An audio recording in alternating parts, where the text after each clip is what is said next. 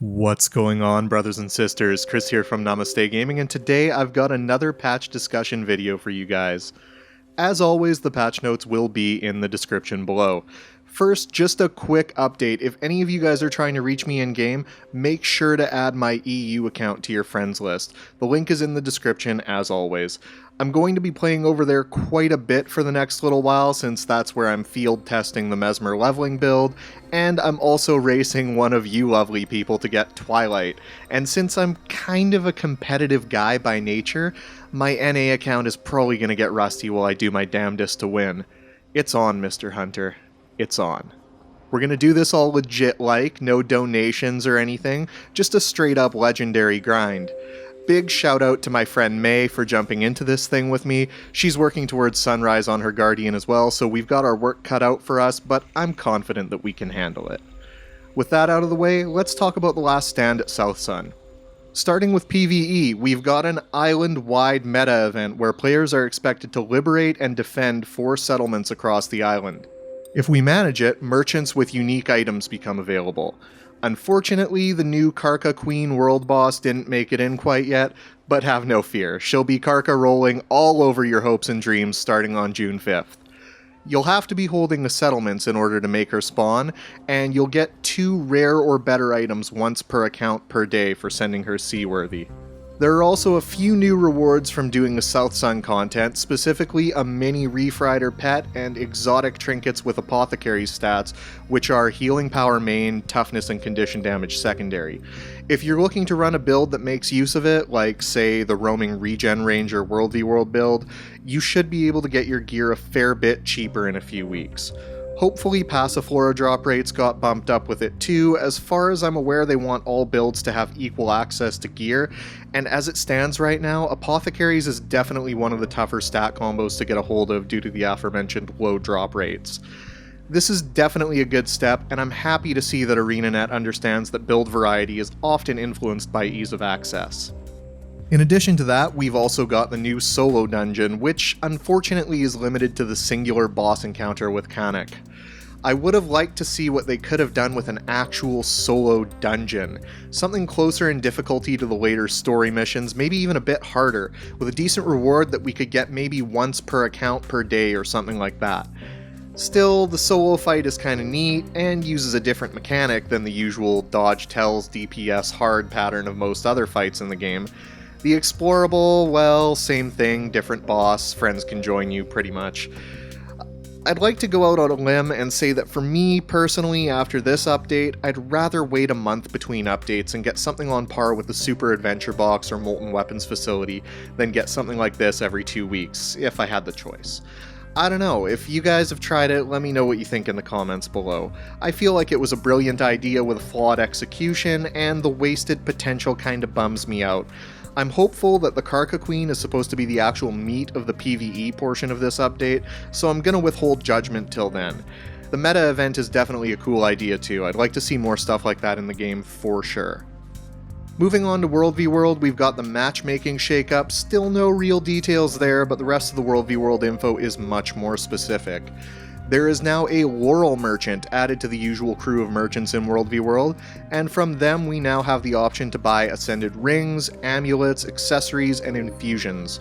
Rings cost 25 laurels and 250 badges of honor, amulets cost 20 laurels and 250 badges, accessories run the normal price of 40 laurels and 50 ectos, and infusions are 5 laurels and 125 badges.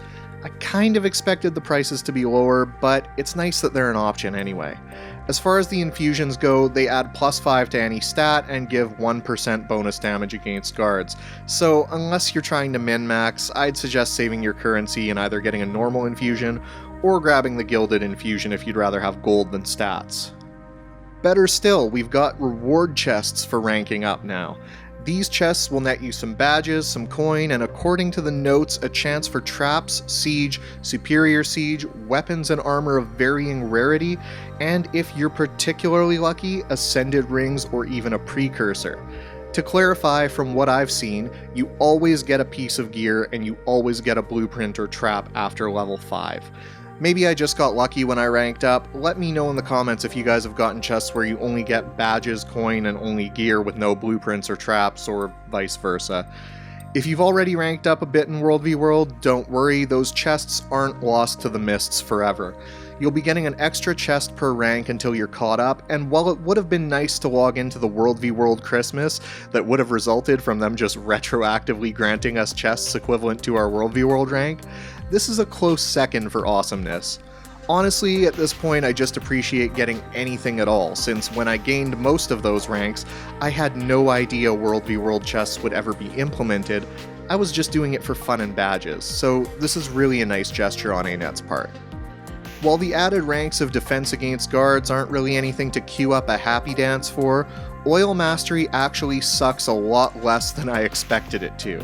It's a really intelligent implementation actually, particularly giving the player protection and allowing them to create a reflection dome that reflects projectiles for 10 seconds. The role of burning oil in World v World is to delay the assault long enough for backup to arrive, and Oil Mastery speaks to that role well enough that I almost feel bad for making fun of it in my preview video. Almost.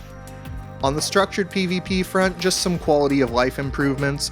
Nothing super interesting to talk about, although the new /game end admin command sounds super troll-worthy. Admin a server? Losing a game? Why not wait till the last second and game end that bad boy, preserve your stats, deny the enemy team their rewards, and continue about your day of being a dick? Hopefully that doesn't end up happening too often, but the potential's there, right? Oh, almost forgot. It looks like we've got a price on the custom servers now as well. 5 days for 150 gems or 20 days for 480 gems. Works out to 30 and 24 gems per day respectively.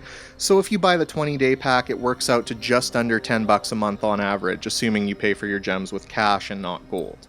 Pretty reasonable. I'll most likely grab one of these when they're released to the masses.